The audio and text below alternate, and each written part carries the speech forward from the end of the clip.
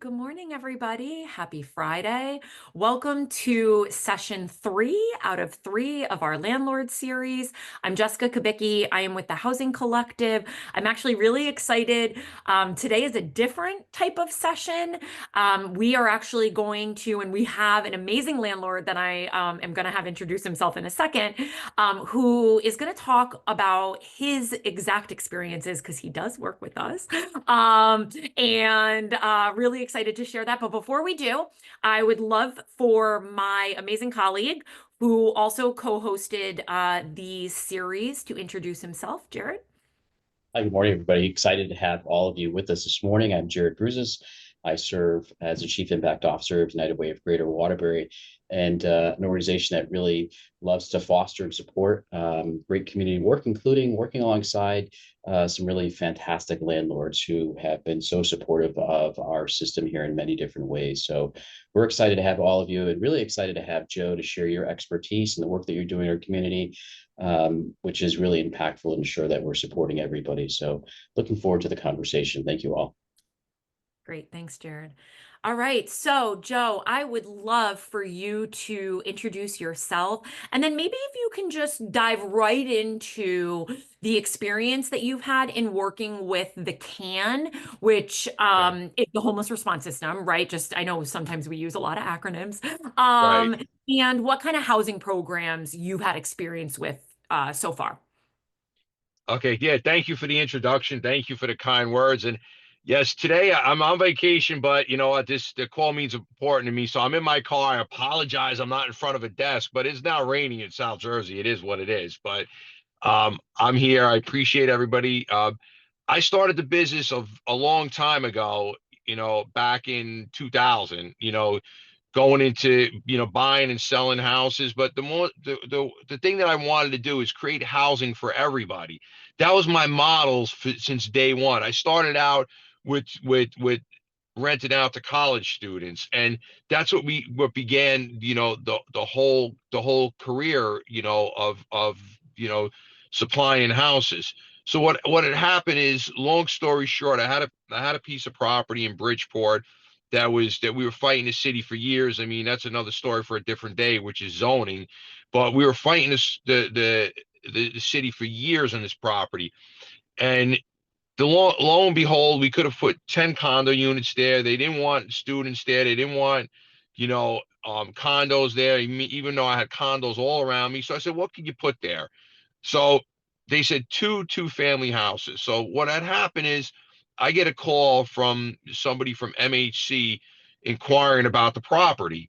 So I said, what could we really do there? Two-family houses. So at that point, I learned very quickly about community living, six unrelated per family, and I built two-family houses. So my two-family houses, were 12 bedrooms, 12 bathrooms, offices, and everything.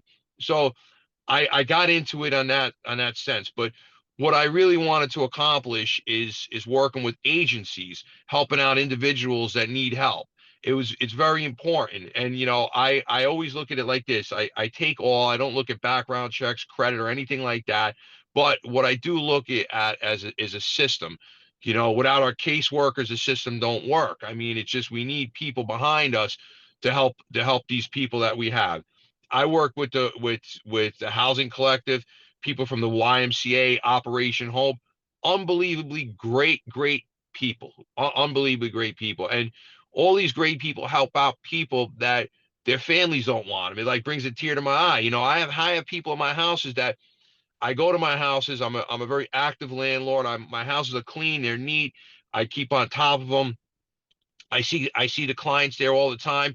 They're high-fiving me. I'm hugging the clients back. I mean, these people are human. We have to help them. I mean, and no one understands this. I mean, you always get these people, not in my backyard. Well, what are you going to do? You can't leave these people on the street. It just gets worse.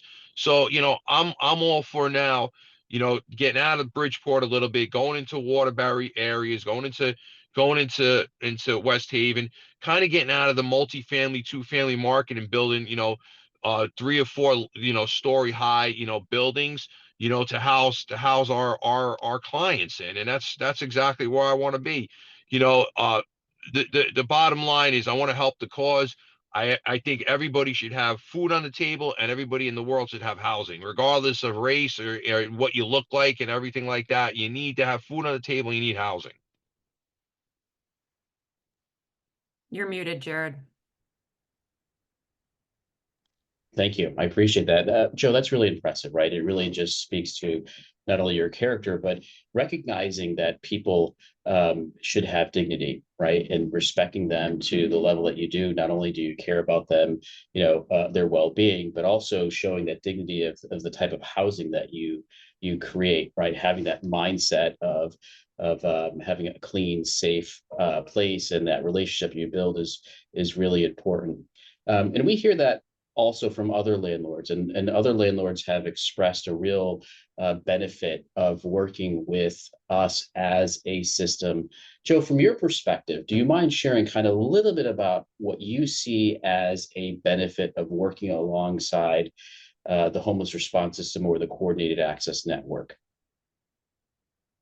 I got to tell you something. The benefit is you have people behind you. The operation don't always run smooth. I mean, Jessica could vouch for this. I've done a house about, I don't know, 3 or 4 years now. Time goes by fast. I can't even count anymore, to be honest with you. But what had happened is people went into a brand new house. The brand new house became very, very, very beat up. Jessica, the housing collective, helped out fixing the house, helped out paying the house, bringing it up to where it was. So that's a benefit for a landlord to get involved with the housing collective, to really help maybe split the cost of repairs and things like that, that happened to me. But other than that, the housing collective has given me the opportunity to get the clients into my house and to vet the clients and to bring other organizations to have case management to help the clients out. Because without case management, this is not going to work in community living.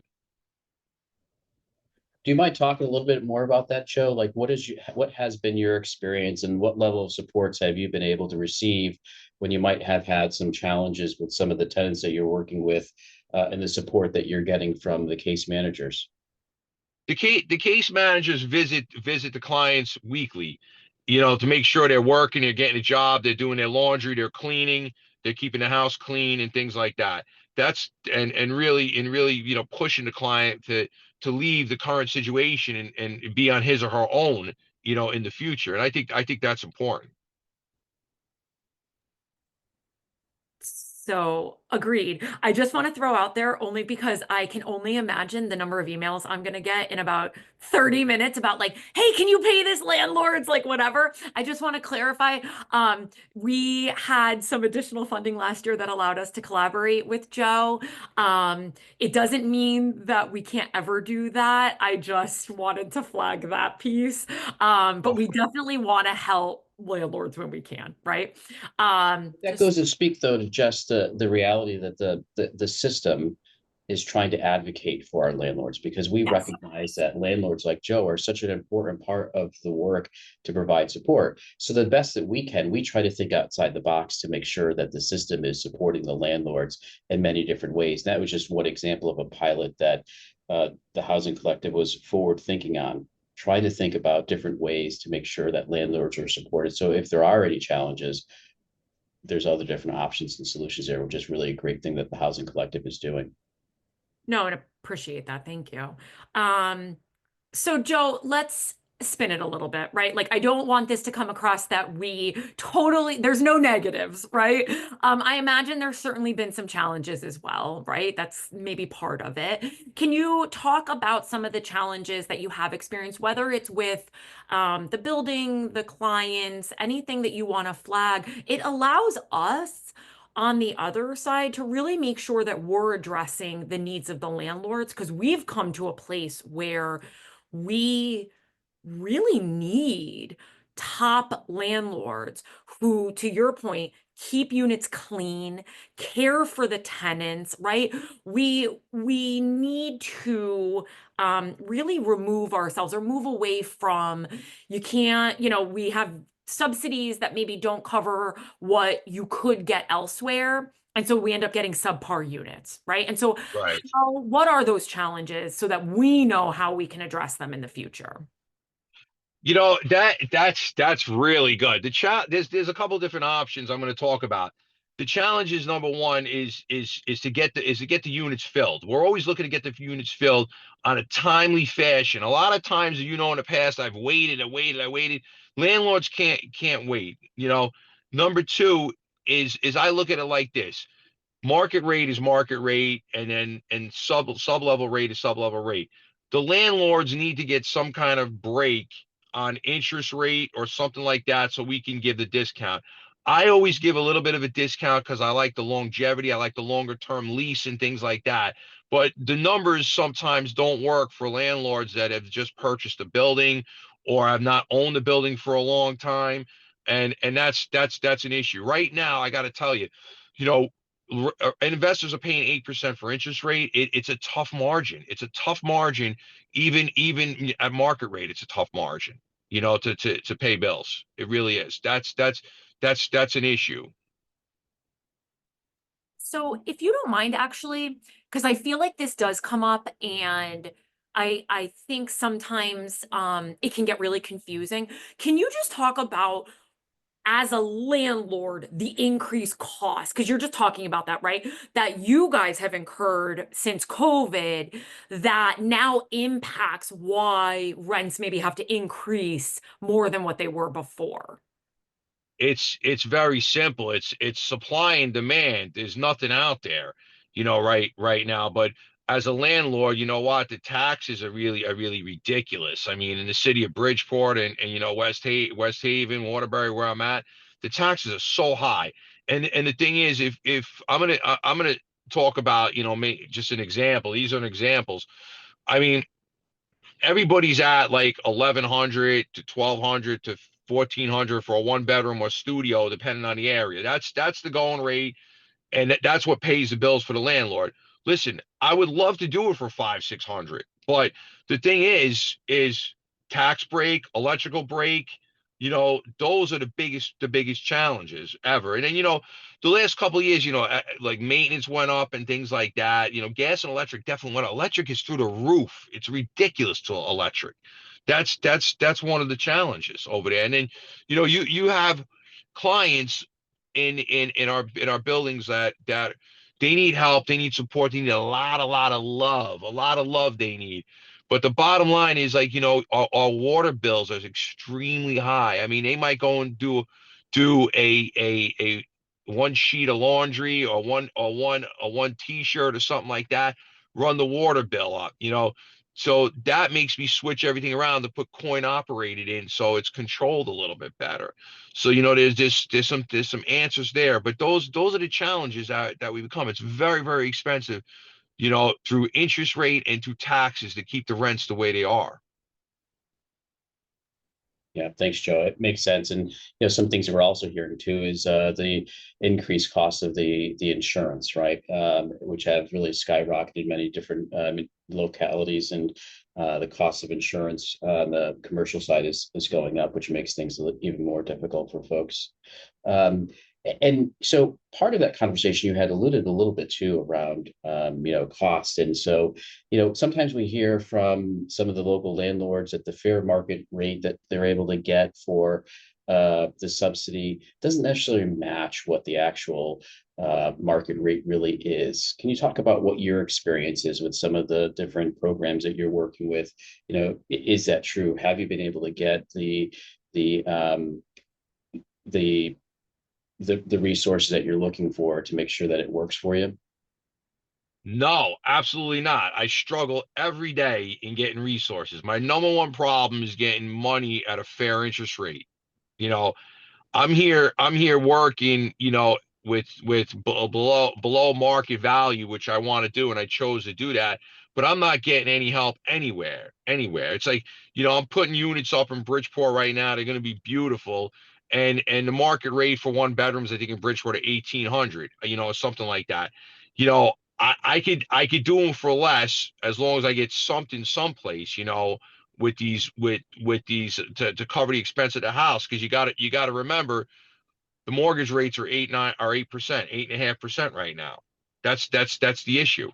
So if I got that house through a lender for 2%, I could do these apartments for half the price, and give the savings, pass the savings on. It's that simple. Appreciate that for sure. And I think that's helpful for us to understand on the other side, right? I think unfortunately, sometimes landlords, and there may, listen, I don't want to deny that. I'm sure there are landlords that really genuinely are just trying to make money, right? I get that. But there are so many more that are like you, Joe, right? Across our state that really genuinely are trying to help, but also not can't go poor on all of this either, right? And so it's helpful for us Right. and your challenges. It makes it easier for us. And so I think in that, right? We have low vacancy rate in the state of Connecticut. We all know that. And even at the rate that we're developing, it takes a long time. So finding units and housing, even somebody with a subsidy, gets really challenging. It takes us a long time. So do Does. you have any suggestions for actually case managers or housing coordinators that are helping clients find housing? What's the best way to engage a landlord? What's the best way to encourage and find someone like you who does want to help? And I'll even throw out a little, make this a little bit harder. And let's say the client has some housing barriers, whether that's poor credit, evictions, criminal background, right? So not, we've already got some challenges going in and we're potentially asking you to take less money. How do we even sell that to you? How do we even communicate that to you? It's almost impossible, and I'm going to be honest with you.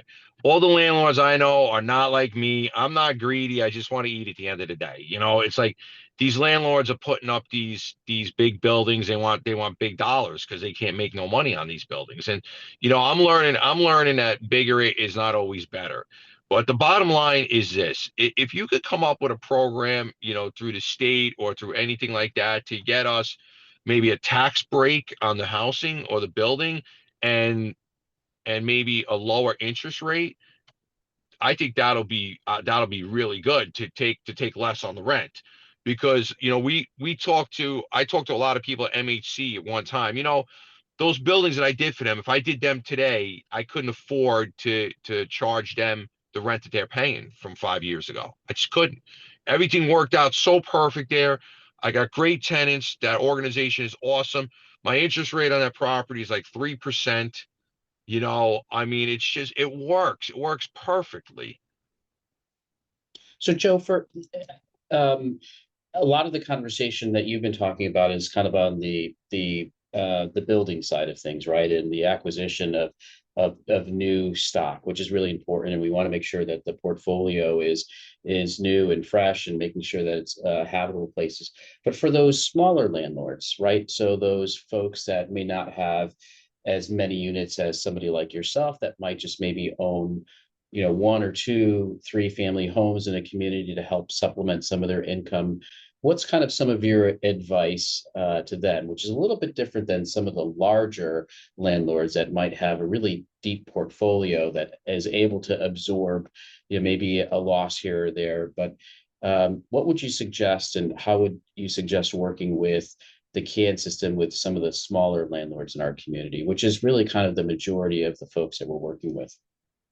I got to tell you right now, there's two main important things, and that's where I came from. I'm only venturing out to the bigger buildings because it's a goal in life that I want to do. So I'm trying that out. But I'll never forget where I came from, which is a two-family market. What really encouraged me is to get involved is two things: guarantees and case management. Those were the two important things in my life that would open up the door. Hey, I'll take less money rent, but I want to make sure my rent is paid. I'll rent out to you, but I want to make sure that if I'm waiving criminal, if I'm waiving credit and all those kind of checks, I want to make sure that there's some kind of system in place that's going to help the people that's in the unit. I think that's huge. And I think that's actually really helpful with any, frontline staff or case managers that we have on this call, because I think for them, you know, there is always that question of, what can I actually sell to have a landlord almost take a risk, right? Because that is what we're asking in some cases. And I think to hear very clearly, you know, two responses that honestly have been responses from the beginning, right? We've been saying this from day one. You have some portion of guaranteed rent if you have rental assistance, right? And majority of the client, I mean, not everybody, but a lot of the clients that we're probably searching for have that, right? And the ongoing case management. Though that alone, and it's so for case managers, it's selling yourself. It's selling that you're there to be that additional support to the landlord, to help, broker that relationship between the tenant and the landlord and help that tenant understand how to be a good tenant, right? Like that's our role, that's our job. And I think so to answer, I think it's so important that we continue to hone in on those strengths because again, Joe, if you were going to rent to Jared and I without anything, we may look great on paper, but you have no idea, right? I could lose my job Right. tomorrow and stop paying you.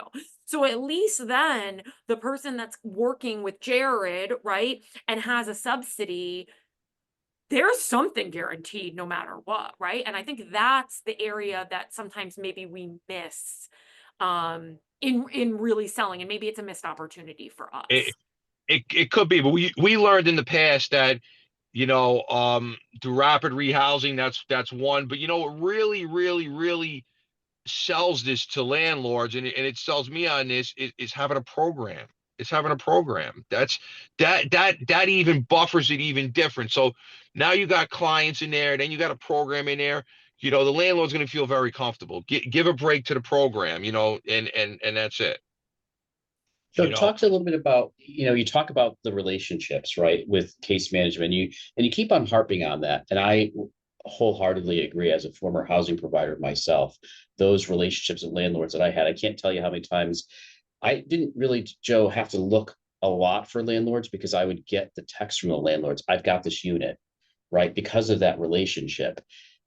Talk to me a little bit about your relationships with the case manager that you work with. What is that like? So if you're working, or what advice would you have for another landlord in the community of how to cultivate that and strengthen that relationship? What does your relationship process look like with your landlords? How do you cultivate it? How do you strengthen those?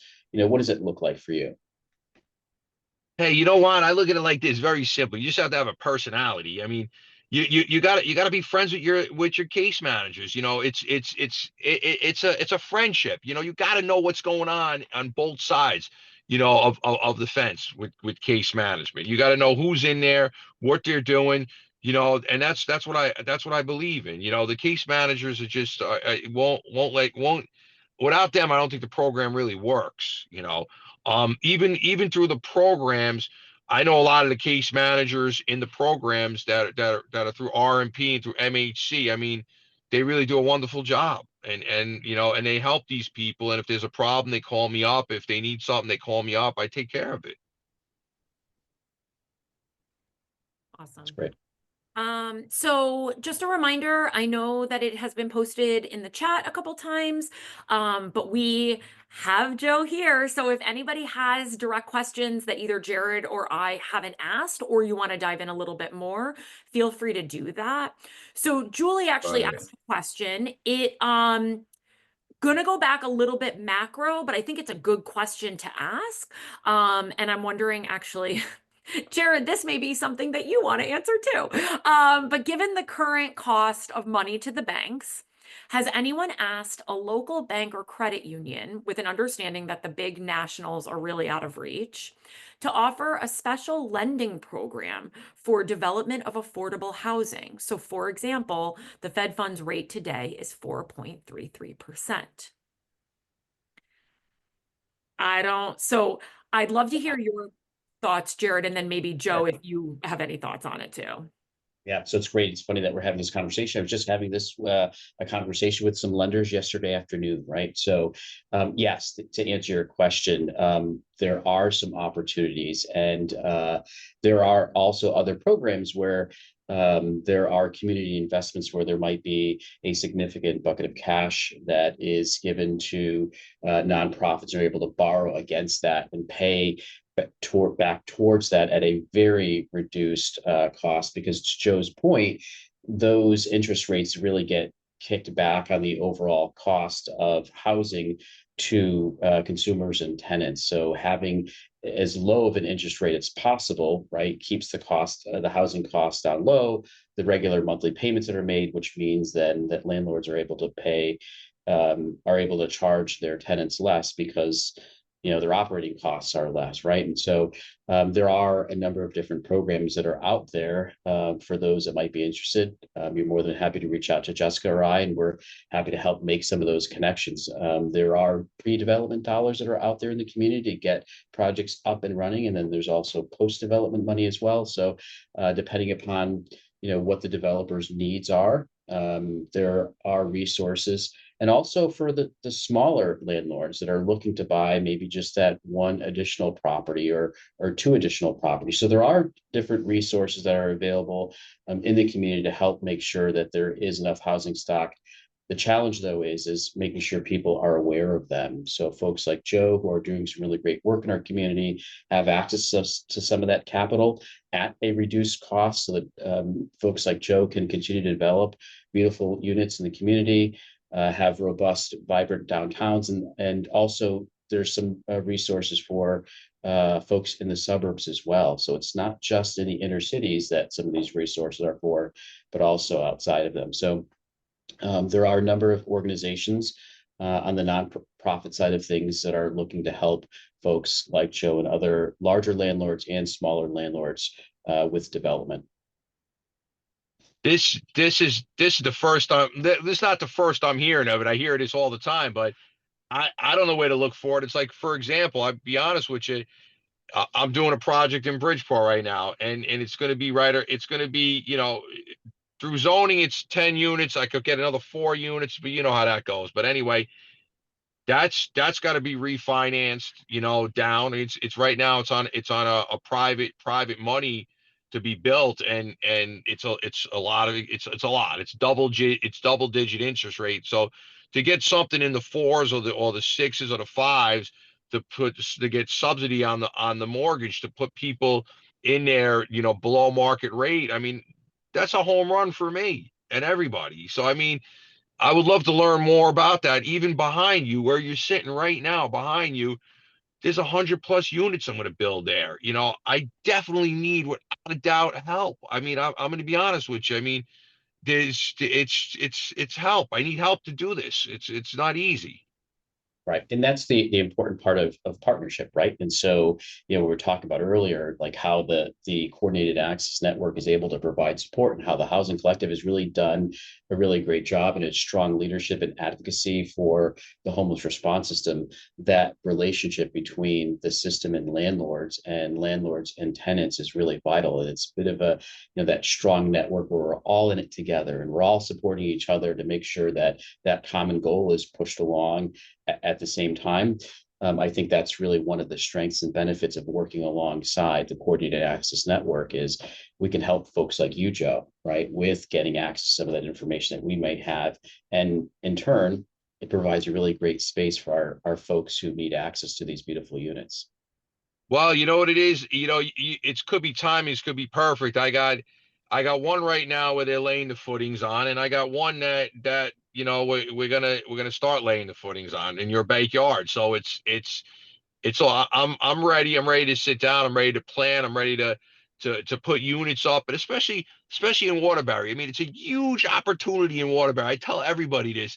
I was there working for St. Mary's Hospital 5 years ago on the green. The green didn't look like it was 5 years ago to today. Clean, clean, clean. The ice cream truck is out there. It's nice. The people, the senior citizens are walking around. You know, Downtown needs a little bit of a facelift still. I told the city in my building, I want to put housing in there. Mainly one bedrooms because it's a downtown. It's not a family area downtown. So for downtown, it's for single people. I think that's my opinion on it. But in the bottom floors, I want to put a nice grocery store, a nice restaurant, down there. I think it's vital with the Palace Theater over there, with the college kids on the other side. I think it's a home run. But it goes back to the point where I need financial assistance someplace to get this thing off the ground. I'm hearing which I appreciate actually this coming up because I don't think this is the first time we've heard it. I'm actually really hearing an opportunity where, Jared, we should figure out ways to make sure that we are getting information out, right? So that the Joes of the world aren't sitting and being like, oh, I didn't know that. I'd love to, sit down and learn more and get this information. So I think, I imagine, right, that you're not the only landlord who may not be familiar with gaining more information and some support, especially like Joe, you're doing all of this, right? Like you have Right. obviously people that, work with you on the construction and all the things, but all this back end stuff, I mean, from what I've experienced, you're doing it, right? And so I think, Right. imagine any help that you could get makes your business more profitable as well. For It sure. it it does. And like I said, if timing is not right now, I don't know when is, because it's like, I got the units going up in Bridgeport. I don't have to tell you what I do with units. You see my work. So those units are going to be exactly what I did on the brick house over there, exactly the color, the style, everything. So, my decor is going to be good. Those units right now, like I said, they're in footings. I should be ready for them January 1, but now is the time. If I could talk about, getting a subsidy in there, getting finance in there, this is a perfect time for that. It really is. And just to give context to what Joe is referring to, Joe's wife and I both decided that we wanted to move in because the kitchen was like Yeah. five times bigger than mine.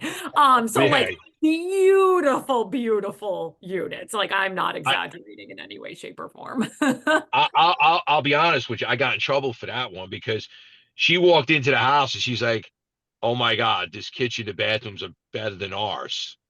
Like, You look what know, I, you can do. You're going to be you redoing know, your house soon.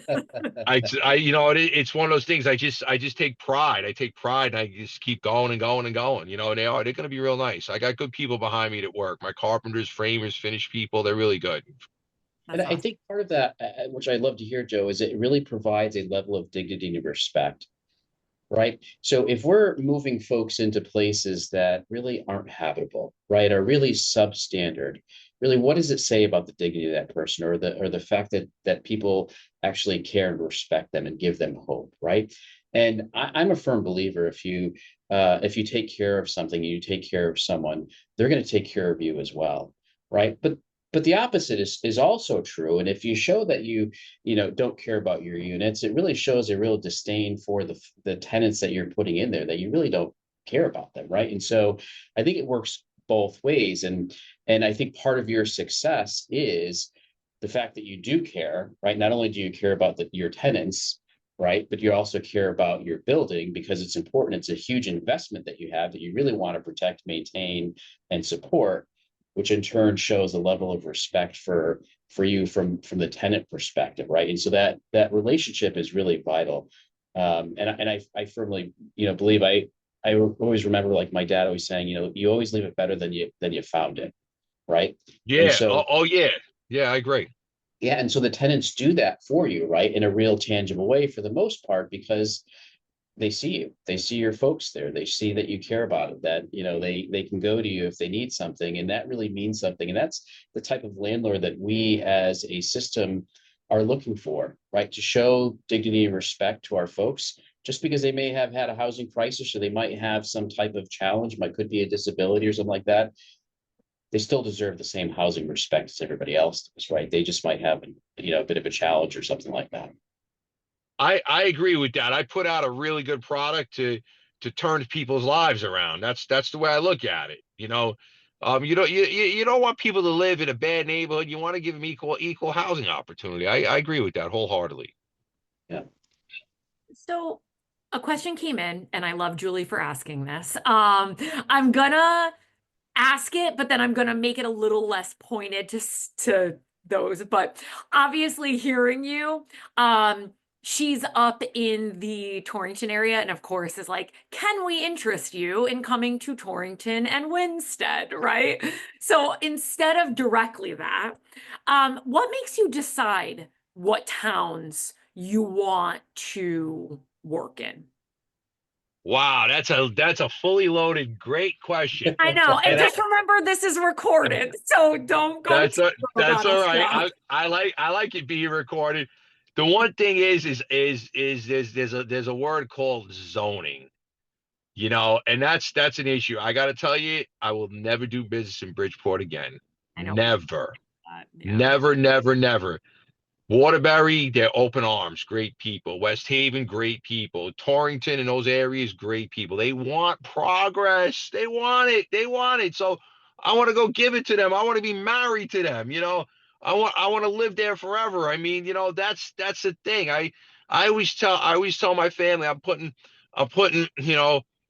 houses in Waterbury. I want to get a house in Waterbury. I said I don't want to do this commute all the time, over there.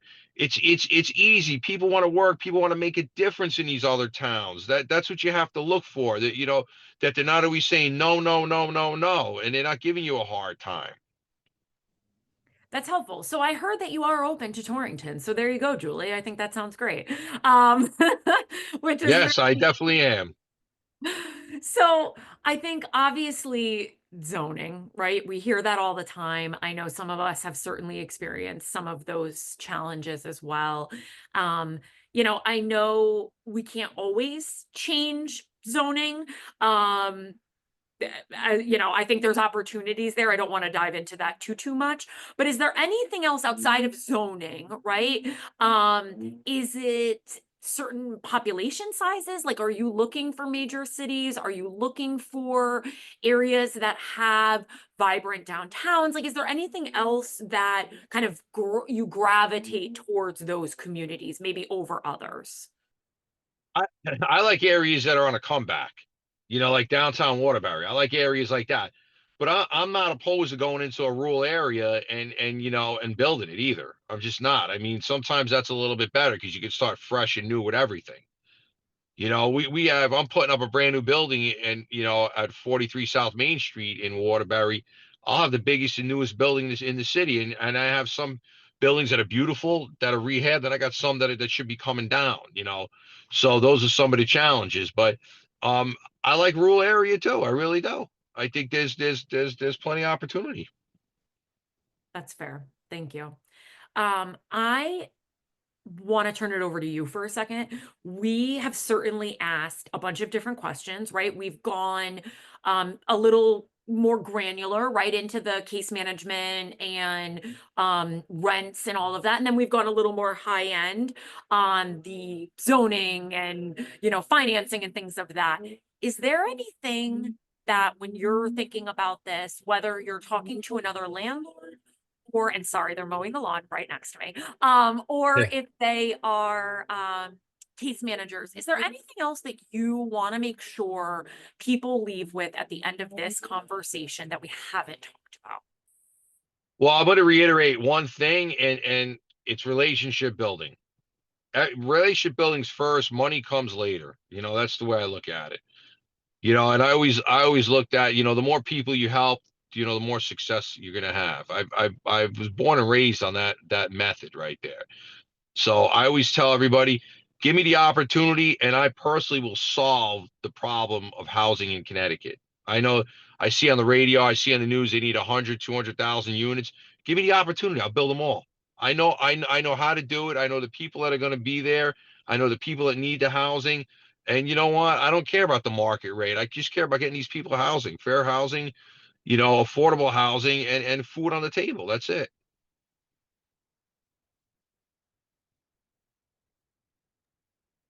Awesome. Um, so we actually got a great question in the chat. So are there any opportunities to support aspiring landlords who would like to get into buying multifamily homes? And what advice would you give to start? Very simple. You got to work the numbers. It's a very simple process. What is the house going to cost you for a mortgage? Like, for example, is you buy a house for, I don't know, 500,000. Your mortgage and taxes are 5,500. So you have to make sure that you're going to cover that by 20% higher. That's really how I look at it. So, your mortgage and taxes are 5,000. You want to bring in, 7,500 a month, 7,000 a month rent, to take care of everything. That's the way I look at it, or make sure it's a profit. Joe, are you aware of any groups that that are out there that are doing some of the work that you're doing that you might be able to refer some of the other smaller mom and pop landlords on this call to? Are there any associations that you belong to that they may want to become members of?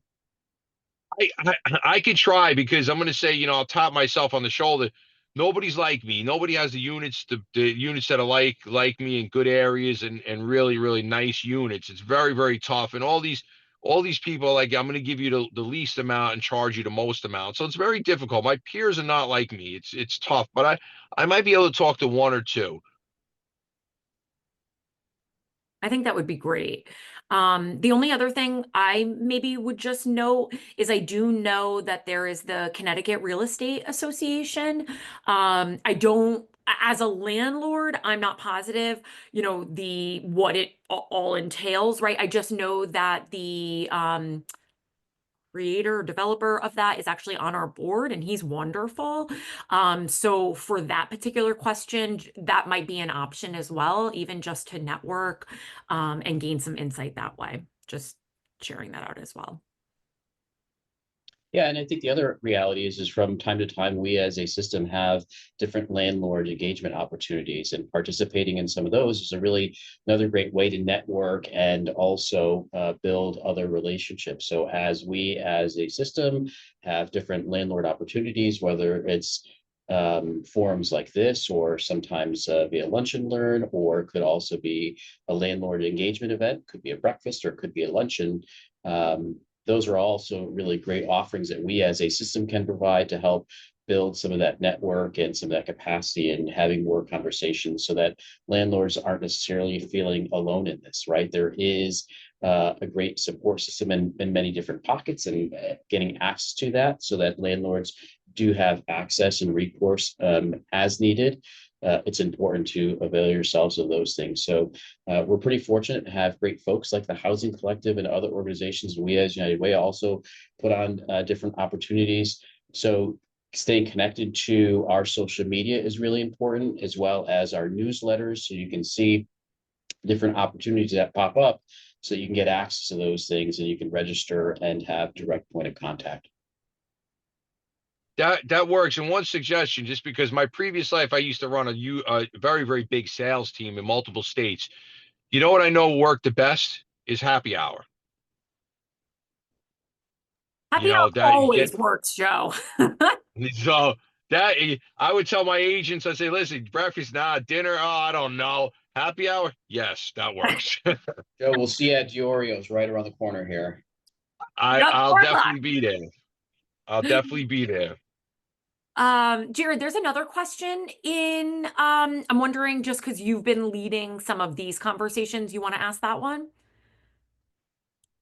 Sure. So the question is, can you share some of the lenders that you've utilized in startup process? So full disclosure, I personally am not a builder, and so I haven't personally utilized some of them, but I think there are a number of banks in the area to work alongside with, and some of the banks that they have certain federal requirements that they have to lend to certain types of projects as part of the regulatory process. So, talking to some of the banks in the community to see about, or to talk to them about what your goals and aspirations are, and also letting them know that some of these units could be set asides, right, for folks that might be in the homeless response system, which could possibly afford you a different type of mortgage and or rate that could be potentially subsidized there. But there's also other larger organizations like LISC, right, that are out there that could also be. What's the list, just in case people don't know? Oh, I'm bad with acronyms. I forget what their actual Okay, acronym I'll is. put it in the chat, but describe what they do then, okay? Yeah, so what they do is they help with financing and the development and procurement of properties throughout the state of Connecticut. Actually, to be honest, they're a national organization, right? And so they help organizations or folks like Joe and other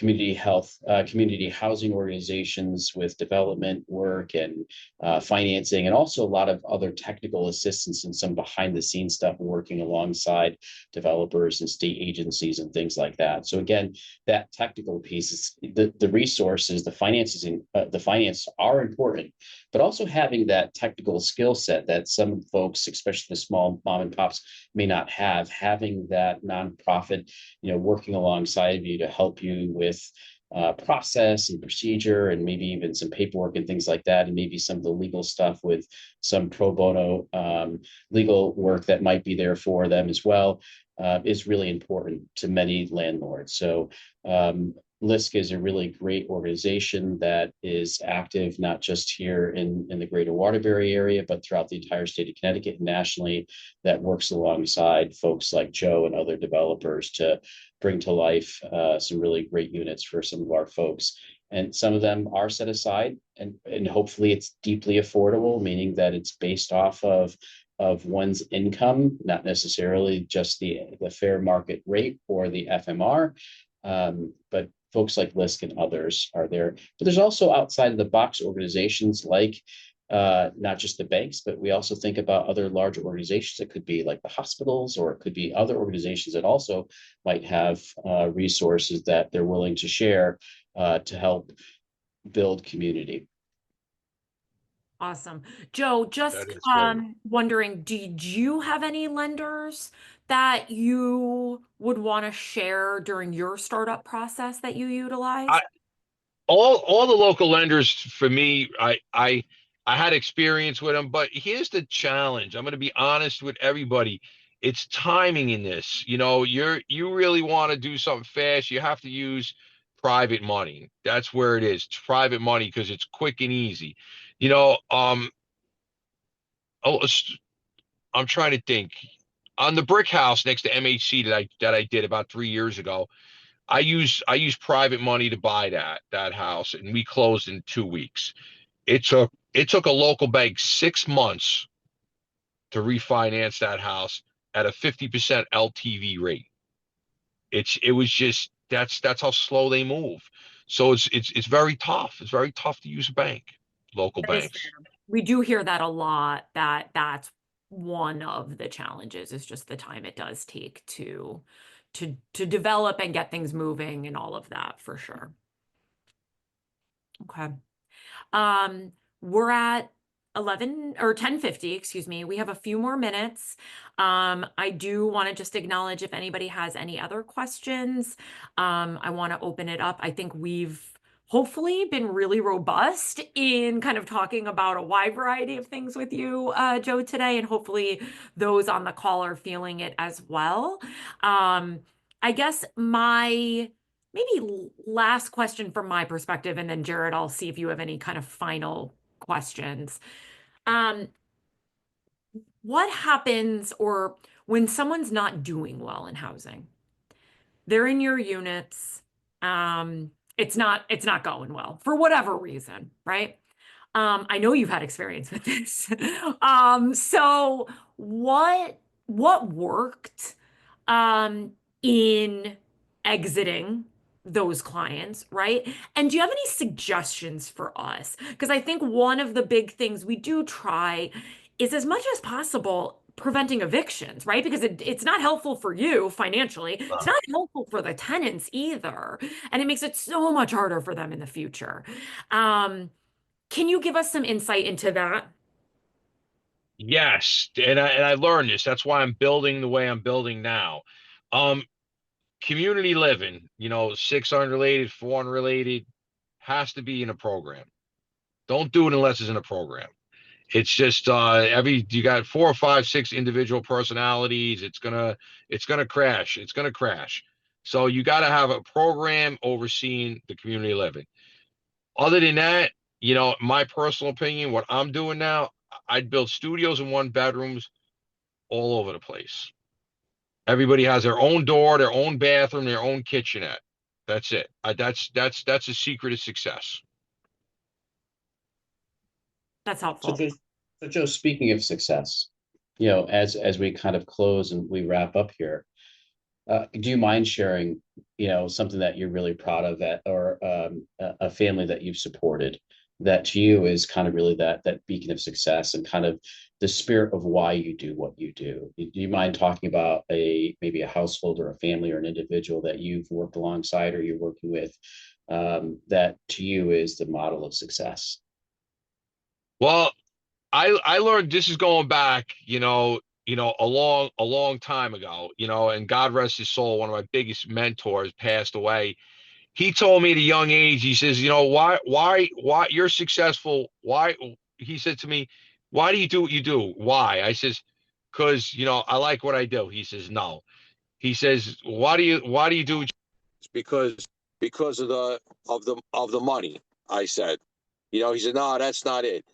I do what I do because of the freedom to do what I do. I like to help people.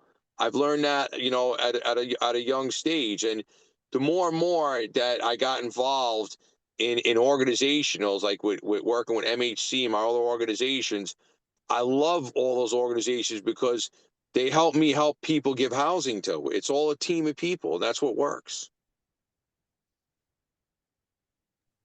That's awesome. Thank you. I wish we had more of you.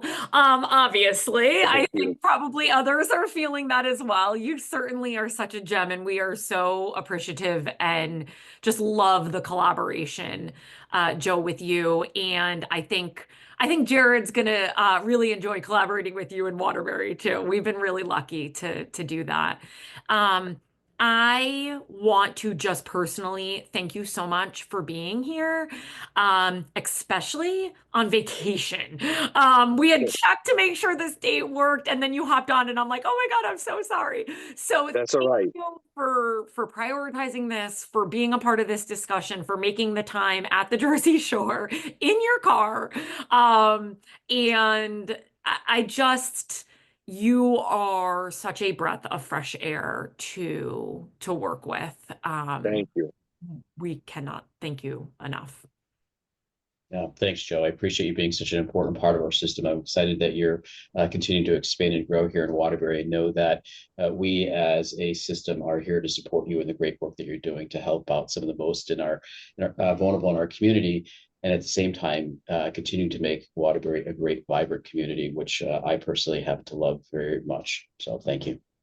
I'm ready. I'm ready to go down there. So hopefully sometime soon, maybe next week when I get back, we could sit down and brainstorm together. See you at Diorio. Absolutely, A 100%. happy hour, no less, obviously. Yes. You betcha. Well, thank you guys all for joining and listening to us. We really appreciate it. Obviously, Jared and mine's contact info I did include as well. If anybody has follow-up questions, I know there was a very specific question around refinancing rates. So I think maybe taking that offline and reaching out to us, we'd be happy to get you some more information on that. And we really appreciate your time. We hope you have a wonderful rest of your Friday and summer, and really look forward to. I don't know what we're going to do next around our landlord engagement, but we certainly are not done. So look forward to seeing you all at whatever the next thing is that the United Way and Housing Collective puts together. Thanks so Very much. good. Pleasure to You be here. too. Bye, everybody. Thanks, Take Joe. care. See ya. Bye Bye all. bye.